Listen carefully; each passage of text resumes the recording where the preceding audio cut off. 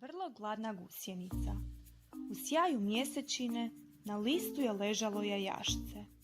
Jednog nedjeljnog jutra ganulo je toplo sunce.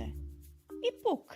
Iz jajašca je izašla vrlo mala i vrlo gladna gusjenica. Krenula je tražiti hranu. U ponedjeljak je progrizla jednu jabuku, ali još je bila gladna. U utorak je progrizla 2 kruške, ali još je bila gladna. U srijedu je progrizla 3 šljive, ali još je bila gladna. U četvrtak je progrizla 4 jagode, ali još je bila gladna. U petak je progrizla 5 naranči i još uvijek je bila gladna. U subotu je zatim progrizla lizalicu, tortu, kobasicu, kolačiće i krišku lubenice. Tu noću je jako bolio trbuh. Sutradan je opet bila nedjelja. Gusjenica je progrizla sočni zeleni list.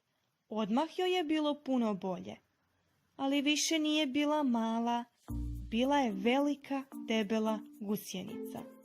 Odlučila je sebi sagraditi kućicu, koja se zove kukuljica. Unutra je ostala više od 2 tjedna. Kada je odlučila izaći, progrizla je rupicu u kućici i zmigoljila van.